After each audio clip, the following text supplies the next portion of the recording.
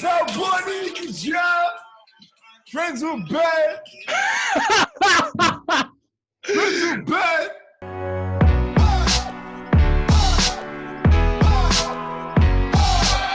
We're live, bro. We're chilling. We're having some fun. What's up, Yvonne? How you doing? Good. We lifted off. Friends with bed. I'm finally your friend now because wow. Gee. I finally made it. Oh my God. Yo, stop. Yo, how many people, when they first meet you, they call you Ivan? Everybody, pretty much. Literally? No one's been like, oh, yo, Yvonne. Everybody my age. Only like adults or like other Hispanic people. Even if I don't say anything, they know. Like they just know.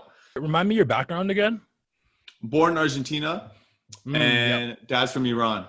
Nice. Okay. We first met 3 years ago. Job interview. Same rookie class, baby. Yeah. Yo, shout out Sam, shout out David, shout out Iman. Yo, y'all the best. That first year was definitely like, in terms of like us, like having fun, like that was a really fun year. I think because there was less people, so we worked more games, so we saw each other more. Yeah. And we just got into some more shenanigans. We had a little bit more freedom as well to like play around and do stuff.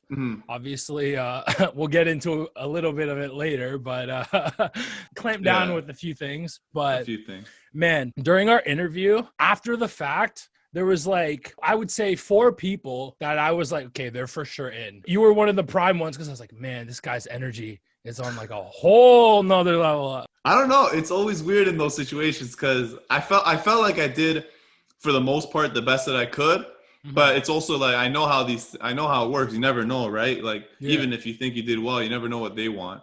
Yeah, I felt good afterwards. You know, I was like, I did what I wanted to do. So that year in specific, it's a testament to how many different energies and personalities that were brought in. Your personality in particular has resulted in a lot of fun times at the games. So I'm going to name off some players here and you have to give me your thoughts on them. Are you ready? All right. Chris Middleton. I actually don't mind Chris Middleton, but he's overrated for sure. Like, he ain't bringing Giannis no championship. Like, you got to get somebody else. How do you feel about his free throw shooting? He's all right. You know what? He's actually not bad, but I think I know how to get to him a little bit. Can you get into some detail here? I'm not even going to lie. I kind of forget. Well, oh, my God. That was the twerking one, wasn't it? Raptors have won 7 in a row by an average of 18.9. Here we go. There's your miss. Chris Middleton. Oh, Chris Middleton got the best show. All right. So he gets paid to go to a game, play the game that he loves, and he gets a free show on the side with me twerking under the basket. You know what I'm saying? He owes me some money. I gave him that free twerking show for free. Like he owes me a couple $. Oh my God. That game went to overtime because he missed that shot. Yeah. I'm not going to take all the credit. I'll take like 85% of the credit. I think one of the Sportsnet writers actually, I think he tweeted something about that. He didn't tweet at me. He tweeted about it though. He was like, shout out to the ball boy who was twerking under the basket. Yeah. And then me and my friends replied to him. We're like, no, I'm not a ball boy, but shout out. Big up to the writer on Sportsnet for doing that. Forget his name. I'm going to name one more player. Jimmy Butler. Jimmy. He's a good friend of mine. 6:30 Eastern on TSN4 in the Leaf region, in 4K and on TSN. 10:15. Butler misses both. And out of bounds. Jimmy was laser focused, so I gotta give him props for that. But he still missed a free throw, and that's all that matters. It's all the optics. So if I'm under the basket doing shenanigans and he misses it, it's all me. And then it's if like, he makes he's a great basketball player. So what are you gonna do? How do you come up with all these free throw distractions? It blows my mind because literally every game we work, you come out with something that I've never seen before in my life, and I'm just like, bro, how does it like? It's like a machine in there just working. Like, all right, how am I gonna fuck this guy up? And half the time it works because I'm pretty sure if we pulled out some sort of like some like Woj stats in terms of how many players have missed free throws with you underneath the net, I think it'd be like a positive percentage. I feel like it's not bad because the thing is that especially when I'm under the basket like that, A couple teams have done it, but it's not, they don't expect that. They expect the fans to do their thing in the stands, so they don't really know. But if there's someone that they don't know who's under the basket, it kind of freaks them out a little bit. I know a couple players like John Wall, he was kind of like, who is it? Like, is he about to run on the court? And I know I'm not about to run on the court, but they're thinking it. So that's already step one. If they're even thinking about me or seeing me, boom. And then in terms of finding out ideas, a part of it is from Ryerson when I did, because I do the same thing at Ryerson games too. Try to think of a movement that is off of normal movements would be clapping or hands or something. So anything that would throw you off, even in the peripheral of your eye, if you're not even looking at me, that's kind of the thing. So whether it's twerking, I always wanted to do. Twerking, that was something that I said I had to do that. And then in terms of like the flailing style, I was just like, I don't know what to do, just fucking flail my body in whatever movement. And then we did things like just jumping across or waiting for the right before he shoots and then try to surprise him, or going out. I don't know. It literally the bobsled. I think I might have seen that online somewhere. For the most part, just in my head. And I'm just like, whatever just randomly pops up, I'm like, okay, let's just do that. Because there's no time to think. You just kind of just, fuck it, I'm going to do it. You don't have any improv background at all, do you? No, I went to an art school. So we had a lot of like high level like drama teachers and stuff. And but I was never part of the drama program.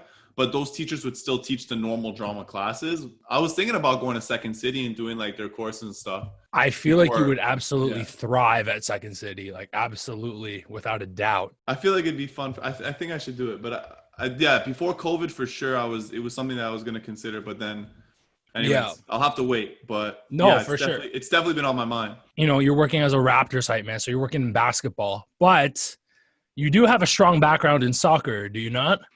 In terms of playing soccer? Playing soccer, like you were a high school soccer star, weren't you? I was a role player. You know that term they say like be a star in your role? Yeah. I was like the definition of that. Oh, okay. Like 100%. I always loved soccer, right? And basketball. Those are like the two sports that were always like in my life. I play a little bit of volleyball, other things, but like basketball, soccer for sure. Those are the two things. When I got to high school, I wanted to be like a striker. You know, most kids want to be a striker, a goal scorer. But then we were losing, you know what I mean? Like we just kept losing. That I hated losing. I just hated it, especially when you lose like 4-0. Like one thing's losing a close game. You're like, you have some pride there, but 4-0, 5-0, and we were just trash.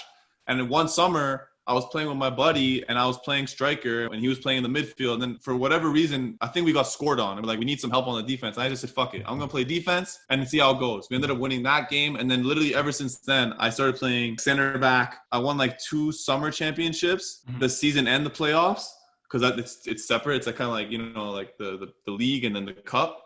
So we went back-to-back of those. And then when I went back to high school that summer, I told my coach, I said, forget midfield, forget striker. I'm going to play defense and we're going to win. And then obviously we had a bunch of other sick players too, but just me committing to just being on defense and like not even caring about scoring or nothing. I apply that to everything else I do too. Like whatever like that role is or that thing is, just be a star in that role. Yeah. It's great that you had that mentality early on in high school because I know obviously when you're in high school, you want to be like the star. You want to score all the goals. You want to score all the points. But the fact that you were able to come to that realization is like, okay, if I put myself in this role and be the absolute best at this, the team's going to absolutely kill it. And the fact that you were able to do that so early on, sometimes people don't get that ego check. They don't humble themselves and put the team first in whatever they do. I feel like sports helps because sports will give you a binary answer, right? Sports is very black and white, and the sport itself isn't black and white. You either win or you lose. You get scored on or you score. I don't know. I didn't have any other answer to it other than this one thing isn't working and I'm tired of losing, so let's try something else. It's also what the team needed at the time too.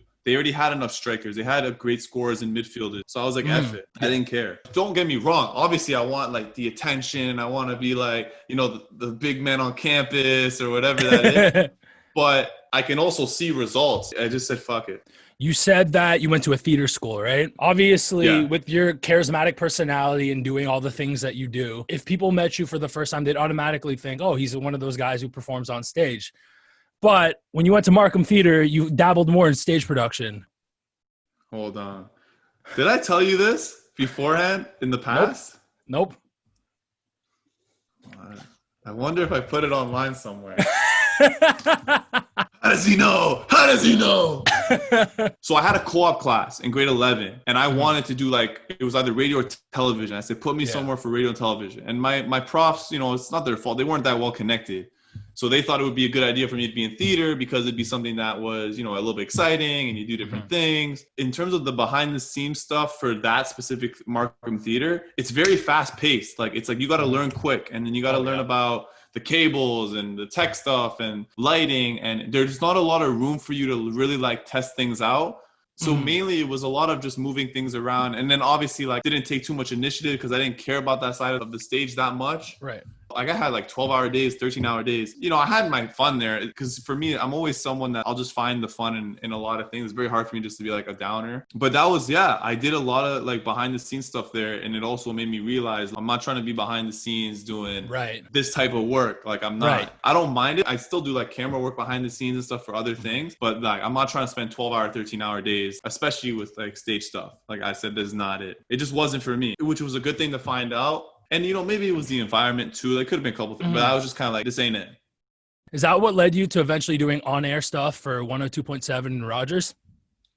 Okay, that one is pretty public, so I'm not surprised you know about that. But my mom found a radio station in Stouffville, so I sent them an email. I said, look, let me like just do whatever. It was a volunteer station. They were like, yeah, come in. So I helped produce one of their shows, like just the audio editing stuff. So that's kind of the behind the scenes things, which I enjoyed more in that sense than the other behind the scenes stuff for theater, because it was less like physical labor and more kind of like tweaking things. After that summer, I got the opportunity to do on air for the Stouffville Spirit OJHL team. I knew nothing about hockey. We need a color commentator. I was like, fuck it, I'll do it. So I had to like learn about hockey because I'm a big sport guy, but not a hockey guy. Big basketball, soccer, whatever. I did not know anything about hockey basically. And I just kind of winged it. I did it for like a whole season. We did like 30, 40 plus games. And then halfway through that, I joined Rogers TV and did the television side, which is like the sideline reporting and stuff, which was pretty fun. I guess it's kind of like fake it till you make it, except I never really faked it. I just kind of spoke what I knew. And then if I didn't know something, I just didn't talk about it. Yeah, it was one of those things that you kind of just figured it out as you went, right? Yeah, exactly. So I just said, F it. If I'm just going to do the commentary, just wing it on the way. And then a Rogers opportunity came up, so I did that. All volunteer. That was during my year off, Nice. So would you say that was the experience that eventually led you to Ryerson in the sport media? Yeah. It was actually like, I did those things on purpose to prepare to get it. Ryerson was on my mind since before grade 12. And then I was like, okay, well, I need to like put myself ahead of the pack. It was something that I wanted to do, and it was something that made sense for me to do in terms of getting into that program. It actually helped me a lot because then I knew about a lot of things once I was in the school. I didn't have to do too much on the fly learning because I already knew a couple things. What made you pick Ryerson in sport media specifically? How that started was watching TNT, NBA on TNT. I was just watching Shaq, Charles, Kenny, EJ. It's a little different now, but at that time it was like I saw them and I was like, that's the alley I want to go into right away. Pretty much after that, I did the volunteering, and then I chose Ryerson for a couple of reasons. One, downtown Toronto. Yeah. Like I was never a big city kid when I was really young, but then when I got older, I loved to be like in the city environment, in the action, really tight, really dense. I don't want to go other like far away. I just want to be in that dense like population, that community. So downtown was huge for me. The program, RTA in general, had a really good reputation, and it was also very practical. You do a lot of hands-on learning, and then there's a lot of extracurriculars you can do for Ryerson. You get a lot of practical experience being at Ryerson, which is why I wanted to be at Ryerson. And then there's not really any other competing universities. There's a college of sport media, but it's not as big. Like there's not a lot of things you could do within that school community. Like it was on my mind in terms of competing with Ryerson. Western was an option, but Western you have to do 1 year, and then based on your grades that year. And I said my grades are not going to be good enough because I know academically I'm not strong, that I would have to go to Fanshawe, end up being in Fanshawe for their program. That would have been my plan B, was going to Fanshawe. It was honestly really just Ryerson or, you know. It's like if we don't make it to Ryerson, we'll cross that bridge when we get there. Yeah. Yeah, pretty much. Yeah, there wasn't really much of a backup plan. It was like, I got to make it to Ryerson because that's where I want to be. It's great too, because that's what eventually led you to being probably the most hype Ryerson hype man in the history of the school. Yeah. I think I'm up there. I think I've cemented a legacy at Ryerson in that regard, for sure. Yeah, tell me about it. So my first year at Ryerson, I was doing a lot of the broadcast stuff, a lot of behind the scenes, a lot of like the television side of it, because that's what I really wanted to like dig into. Later in that year, I started really getting into the teams. Well, I was always into the teams because I was always working for those games, but just behind the scenes. And then I would go to the games, and we had a ramp pack that whole year. There was a couple games like in Halloween or some other things, and I started dressing up as like all Hotline Bling. Like I was back when the Hotline Bling video came out. I was kind of like my persona at the game, so I would just go there and just get hype. And then I enjoyed it. Like our women's and men's won a championship that year. So it was such a high to like start that way. And that summer, that's when I really dug in. I found out that they didn't really have a legit MC. They kind of had a guy they brought in occasionally. So then I rang their phone like crazy. I said, nice. I just didn't really know what else to do. Like I'm still going to do the behind the scenes stuff, but I got to do like something like this. It was cool to be part of the ramp pack, but then also to be like the official MC was something that I wanted to do as well. So I rang their phone like crazy. And it turns out they were all on vacation at the time. So they came back from vacation. They had like 30 calls, a bunch of emails. Of like, who the hell is this guy? So, okay, bring him in for like an audition or something. They brought me in. I held like a mic that was turned off. So it was just for show. I did a whole like intro in front of one guy. And then he recorded the audio. And then from there, he said, okay, if you do this Frosh event, this Frosh game, and it goes well, then you can be the MC for the whole year. And then I did it. The game went sick. The Frosh kids were super amped. So it was a really easy game to like get people excited. And that was it. Ever since then, I was MCing for basketball games, volleyball games. And then in the early years, we were doing like skits and stuff. So that actually helped with the Raptor stuff. So it all happened like at the same time. So Ryerson, I started MCing. We did like in-game activations. We like did a bunch of stuff. We made the experience as fun as we could. I started showing up to a lot of games. So later in the years, I did like the bigger games. But before, it was every single home game I was there. We're doing skits. Even if there's like 100 people or 50 people in the crowd. Like, I don't know why. It didn't make sense, but they had me there. It was fun because it gave me a lot of reps. And then at the same time, I was vlogging. So I was vlogging those games as well. So I was filming myself at those games. And then I ended up using the best of that footage to then get into the Raptors the next year. So it all like came like, full circle. Yeah, like it domino effect, right? So you do one thing and then you did another thing. And then from there, I continued. Yeah, I kept doing that Ryerson thing with the Raptors. Yeah, I think at Ryerson, just being super committed to that, maybe to a fault, maybe a bit too much. I think I cemented a legacy there. One of the things I've always admired the most about you is that you're such a go-getter. Like you're a go-getter in the best possible way. You just reaffirmed that through that story. You essentially created a job for yourself. Yeah. And there was no posting. Obviously, now that you've graduated, is there someone that they selected for you to pass the torch on to, or? No, that was part of the problem. Oh, really? They couldn't find another person. So then after I graduated, I still did it for another year. Because it wasn't a big commitment because they only need me for like the big promoted games. I pretty much did it again for another year and I was glad to do it because I also worked with the women's team as well, just practicing with them. So it all kind of like ended up working out. During that year, they kept trying to like find my predecessor or another person. But it's not like a high-paying job, and you don't get that many hours. We had some people try out, but it didn't go well. Now with COVID, they actually cut the marketing team in half. And now with everything being tougher for bigger crowds and stuff, I don't even think they're going to do any of that stuff this year. So, but yeah, like I'm a god, and then there's no predecessor. So it's a little weird. It's like a one and done type thing. Yeah, just like, all right, we tried. That's how you know you've cemented a legacy. It's like he was so good that we couldn't even replace him. Yeah, I don't know about that. So going through that whole experience from being a hype man and then going from emceeing to hosting, there's certain moments in people's lives where something clicks. This is the thing that I was put on this planet to do. Did you come to that realization through this, or is there another like avenue or path that you're like, okay, maybe I should explore or go down that road a little bit more? I didn't have an aha moment yet in terms of like, okay, this is what I'm doing, like for sure. I did have an aha moment in terms of like that summer after I was a fan, like the first year. I did have an aha moment in terms of like, oh, that's what I want to do right now. And then that led to like 4 years of doing the emceeing stuff. There were times where like people asked me to like MC other events. Like I would MC like a hip hop dance event, like a dance battle. Those things don't happen too often, which kind of sucks. But that to me is like super fun to do. Anything with competition and sports. Yeah. But if you were to say like MC a wedding, for me, it's a little hard. I need that context. One of the things that helps me is the genuine passion, right? Like I actually genuinely had passion for the Ryerson sport teams. And with dancing and hip hop, I genuinely have a passion for competition. But in terms of like casual things, in terms of like an event host person, that wasn't really the vibe. When I found out that you were all about emceeing and everything, when I've seen these clips of you actually in action, my initial thought, and this is like no boost at all, my thought was, you know what? When Strizzy decides to hang up his boots, there's only one name that I think the organization needs to hit up. Hey, you know what's crazy?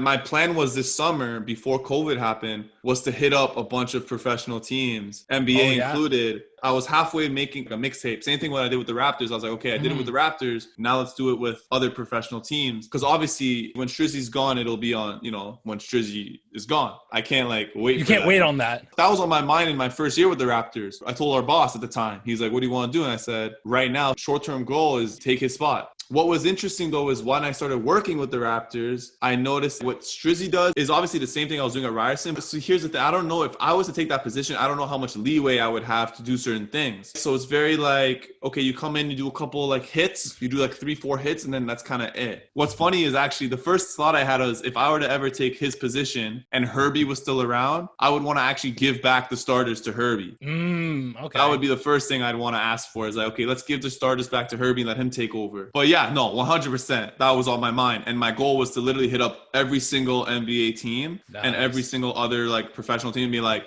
boom, here's my mixtape, my highlight pack. This is what I want to do. Da-da-da-da. I don't know if you know the guy who does it for Philly, the Sixers. What he does is actually what I'm more leaning towards. Host of the games, you do the hits, but he's also running social media stuff. So he's also making content for them. Okay. So he's also doing content with the players. He has a genuine relationship with the players too. And then they create content off that. Like that to me is for sure something. Sports and emceeing and that thing, 100% in terms of the things I want to do, that's one of them. Can I do it for another NBA team? I don't know. When is Strizzy going to leave? I don't know. I also know there's going to be a lineup. There's going to be a long lineup across the city for people trying to take Strizzy's position, So obviously being already part of the organization is one advantage, but to answer your question shortly, yes. Yeah. Yes. I would be with you on that one. It goes back to what you were saying, how you were doing your social media for Ryerson too. Because obviously it's different for every NBA team, how they do their game ops. MLSC and the Raptors, it's a little bit more structured, while other teams, they might be looking for exactly what you do at Ryerson. So for a lot of NBA players, one of the biggest moments in their lives is when David Stern or Adam Silver calls their name up on the podium on draft night. You obviously didn't have that experience, but what was it like to have the legendary Cabbie Richards call your name on draft night? Bro, that's so funny, man. Bro, that was one of the weirdest things. Second overall pick, Sylvester Switchers select Ivan Derakhshani.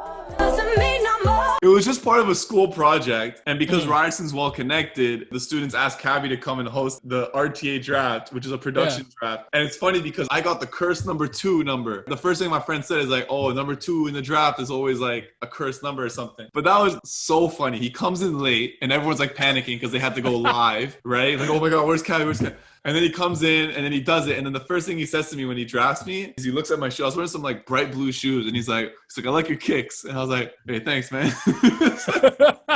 It's just one of those weird like school projects that, like you look back and you're just like, bro, what were we doing? Like, but it was funny. It was fun. Yeah. That's the thing. Like Ryerson is just so well connected that like random shit like that happens. And you're just like, it's another day. All right, man, we're going to move into a segment that I like to call Analyze This. So basically, I did a deep dive of your social media and I pulled some random photos. And basically, I just need you to tell the story behind them. Okay.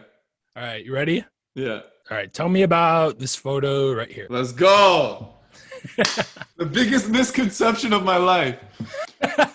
So many people think I played soccer for the Ryerson men's soccer team because of photos like this, which is one of my favorite things to do on social media is to like make people think that I'm doing something when in reality, I'm not even doing that. So tell everyone what you actually did for the Ryerson soccer team. So I ran their social media and I vlogged for them. Like I vlogged them everywhere they went, like all the traveling and all the games I filmed. And I basically vlogged them for 2 seasons, starting off with a trip to Russia that they were going on. I went to Russia with them. And then ever since then, I just was with them throughout the season. I'd film them at practices, mainly games, and then on road trips. They wanted to honor me on senior night because because I was a senior. They always geared me up. Like, they made me feel a part of the team, which is why I had the confidence to post photos like that, because like these guys made me feel like I was one of them. So I'm like, I am one of them. I just don't play on the team. That's definitely one of the highlights of university, is being with those soccer guys, for sure. Nice. Yeah, honestly, when we first met, before I knew that you were doing their social media, all your posts, I was like, damn, he plays for the soccer team too? I was like, shit, all right. I don't even get mad. Like, it's so funny. Everyone asks me that, and I'm just like, nope.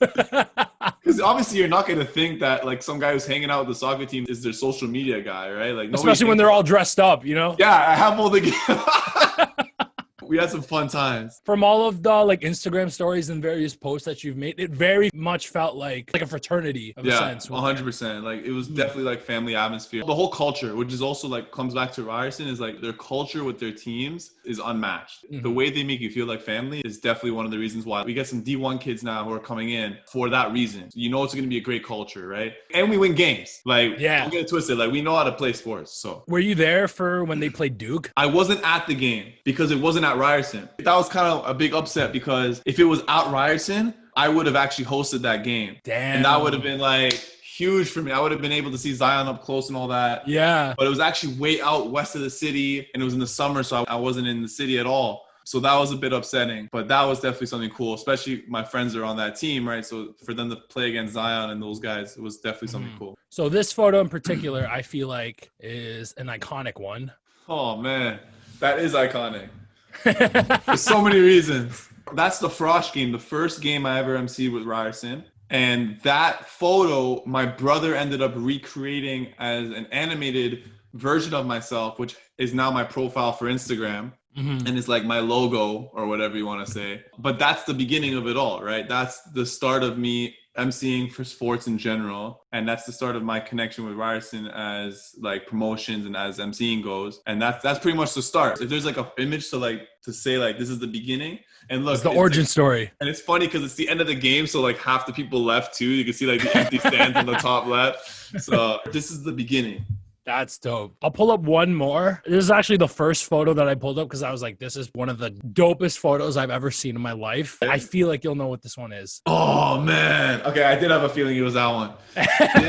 This is literally the opposite. This is like the end. This is iconic because that photo is like everything that we built up throughout all the years of like working and everything we wanted to do. This is our big stage. This is like our big moment. Really do what we wanted to do from the get. All the years of planning and stuff. This is the national basketball tournament for women's. And this is something that we want to do for a while, which is like an intro. It's Eggy on the drum. Boom, boom, boom. We do the same thing the Raptors. Raptors games are the same thing. As soon as he goes bam, bam, bam, bam, bam, I come in and I'm like, if you're ready to take over the city tonight, like some stupid cheesy shit. Like, get loud and make some. Like, I was just so into that. I was so angry and amped up. We're in the national tournament, like this is everything we waited for all year long, and then it's like make some noise, and then right after I say that, and now your starting lineup. Yeah, that's special for sure. So when I was like digging through all the photos, I didn't actually realize that I had the first and the last one. That's poetic. Yeah, it is kind of poetic. Yeah, that's sick. And like the difference, the hair, the lighting,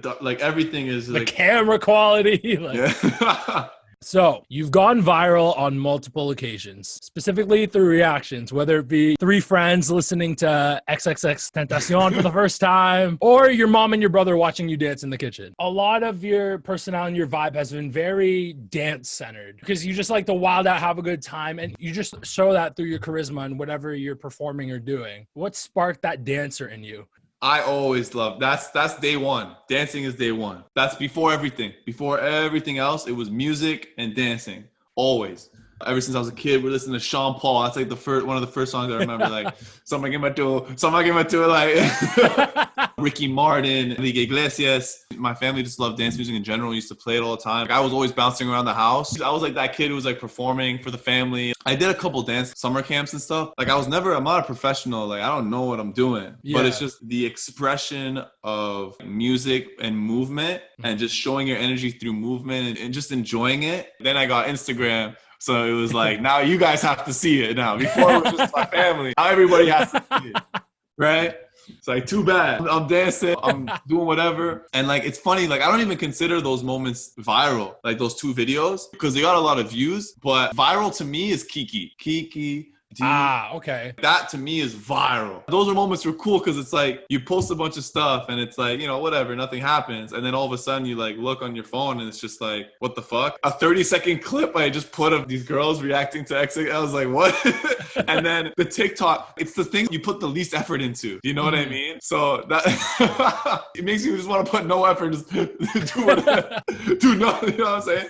Just sit on the toilet, post a photo and just, you know what I mean? Like, it's just funny. It just happens. And then the one video that I thought about the littlest, it's a trend. Everyone's doing it. But because TikTok is so international, most of the audience that was watching that was Latino for some reason. But dance, for me, forever, there's always like a scare. There's a fear that like, I don't know, I might like hurt something or like something might happen where I can't move like that again. But yeah, dance and music, 100%. That's like my escapism in a lot of ways. That's like my way of just expressing myself and also just escaping from everything. One of the things that I loved finding out about you was, again, when we first met, not only did I think you were on the Ryerson soccer team, but I also thought you were a pro dancer at the same time. So when I found it was like, nah, I just do this for fun. I just like vibe out. And I'm just like, damn, okay. And I love that because that just means it comes from such a pure and genuine place where it's just like, I'm just having fun. I'm expressing myself. I wish, man. I wish I could make money dancing, like maybe one day, we'll see.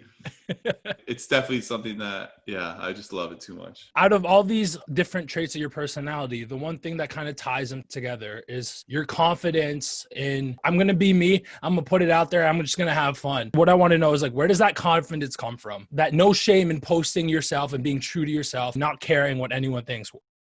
A lot of it has to do with early encouragement. I was always encouraged to do it. Like everyone was like, in my family at least, they're like, oh, like dance for us, because it's like entertaining for them, right? And obviously I like seeing them like laugh or whatever. That's how I guess it started. Well, first came the enjoyment, then came my family keeps asking for it, or my friends also like dancing as well, in terms of like dancing specifically, because that's kind of how it started. And then same thing for sports. It was like I just grew up around people who were doing it as well. So we're all kind of like in the same boat, like just doing it for fun. I guess the natural confidence I can't explain because it just, you're born with it, right? Yeah, of course. But it's just part of you. I feel like it wouldn't have been that way if I didn't have friends around me who were also just as silly as me. They were just as silly. They were just as stupid and whatever. And we would do those things together. And then when I moved schools, we separated, but I kept that same energy. I was obviously a little shy at first when I moved to a new school, but then like very quickly, I can't hold back. Of course. It's always one of those things where like I never got a big reaction out of it. I did these things for myself because there was also moments where people were like, oh, you're so stupid. What are you doing? Right. Of course. But me and my boys, we thought we were the coolest. What do you mean? We're like the Backstreet Boys. It's similar like misery loves company. And I think it goes the other way around. When you have that positive energy, you want people with that same energy to be around you. And then you all feed off each other. You don't care what anybody says or the teachers, or like I used to fight back with the teachers all the time. And then I was actually late to social media. So once social media came out, it was 2 things. One is that nobody was really watching me before social media. So I was just doing these things anyways. In my bedroom, I'm going to do it outside. No one ever really shamed me for it, That's what builds it up to now. Because I feel like maybe if I was shamed for it by close friends or family, that could have changed everything. But because I wasn't, I had that support system with me. And then when social media came out, it didn't really matter because it was like nobody was following me. So it's one of those things where you just feel like no one's watching you anyway. So you just post it and you don't give a fuck, It's funny because sometimes I'll post something and like you don't care when you post it. But then after you post it, you're like, wait, I got a lot of like parents and stuff looking at me now. Like, I feel like it's easy not to care when the people closest to me aren't shaming me. Sometimes they are, mostly in a joking way. I literally feel like I need to bother you with myself. You know what I mean? For whatever reason, I get that you might not want to see me, but I'm going to show you anyway. I was always that kid that was like, I'm not a bully, but I would bug people. I'd be like poking them or like, hey, look at me. You know what I mean? That's basically what I do. People can always unfollow me. So I'm like, of course, if you really don't want to see me, then they'll unfollow me. Or they can just walk away or look away. Same thing with Raptors games. If they really don't want to deal with me, they'll just like, oh, look at this guy. Most of the time, people don't say anything. So they just kind of look away and just kind of like, on to the next. It might not even be confidence within myself. I cared more about wanting to express myself more than what other people thought of me. Like that came first. Nice. Right? So even if because I'd be a liar if I said I didn't care to an extent. But it's like the other thing thing is more important to me. Expressing myself and like posting and creating is always going to be more important than whatever Schmo Joe or even my friends or family thinks. Like even when they talk shit, I don't give a fuck. Sometimes when they talk shit, I'm like the kind of person now, like if you say like don't do something, I'm gonna do it more now. Like, you know what I'm saying? Even if it's counterproductive, just to piss you off, I'm gonna do it again. You know what I'm saying? Which I kind of like about myself now. Like I've definitely grown to be more like aggressive in that sense. It's that Mamba mentality. A little bit. I feel like a little bit. It's like, fuck it. I'm gonna just, you know? And that comes from sports too. Because in sports, you can't back down. So it gets me riled up. Especially when I see people talk about that they're afraid to do something. I'll get those feelings too. But when I see someone else who's afraid or something, it just makes me want to jump in more and be like, I'm gonna just do whatever the fuck I want. Yeah. Especially online. So, which sometimes gets you in trouble. Oh, of course. But for the most part, I don't do anything that's illegal.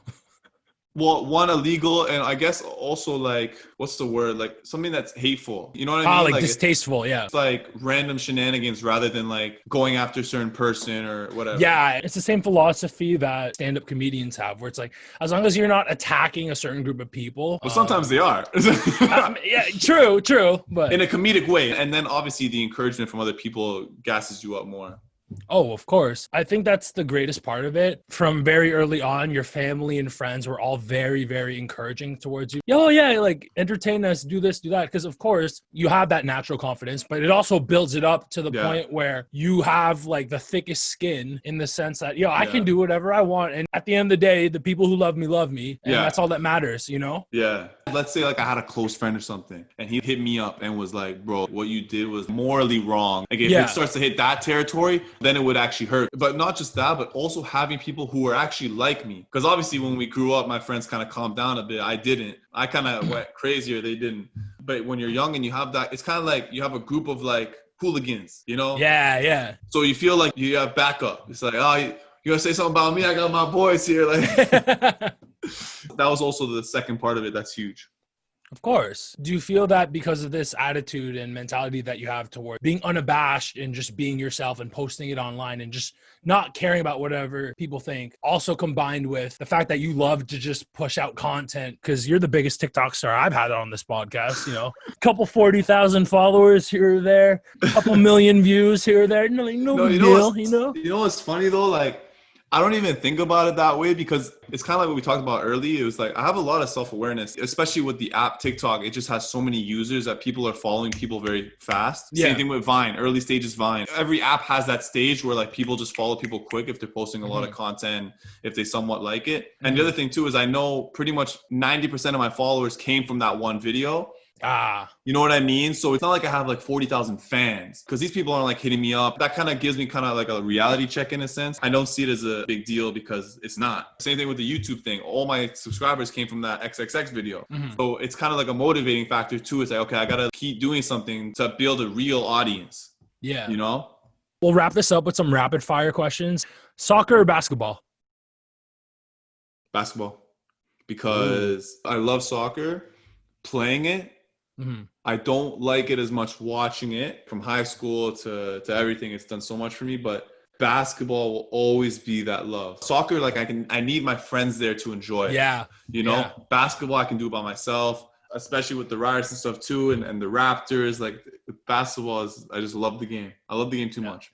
Nice. Okay. Dancing or emceeing?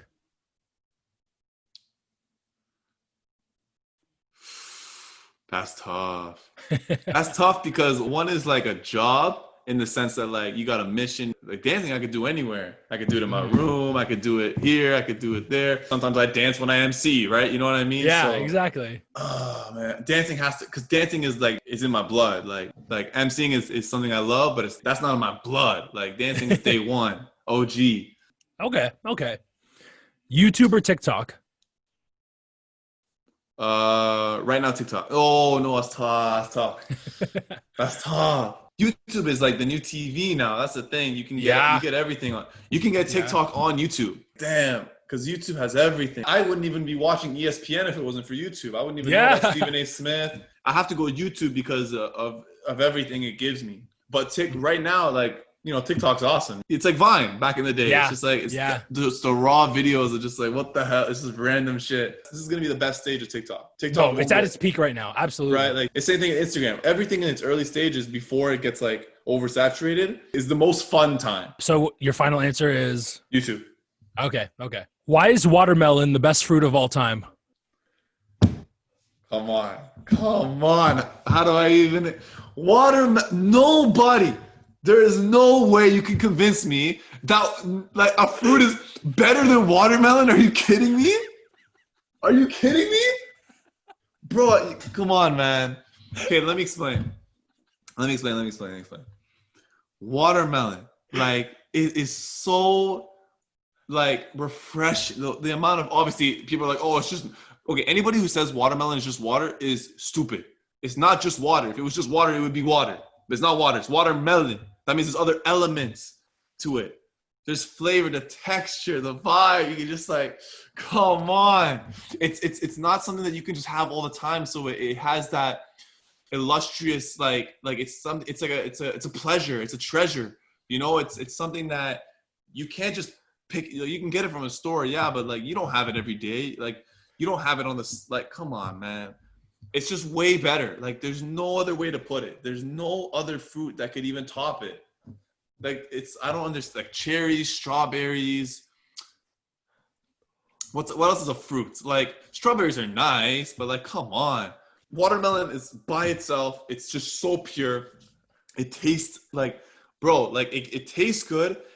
It's refreshing, and it's just like, oh my God. Like it's like the GOAT. It's like, why are you arguing like Michael Jordan or like I don't understand. Like it's like Muhammad Ali. Like watermelon has never been topped as the best fruit. No one has ever said the best fruit is like a banana.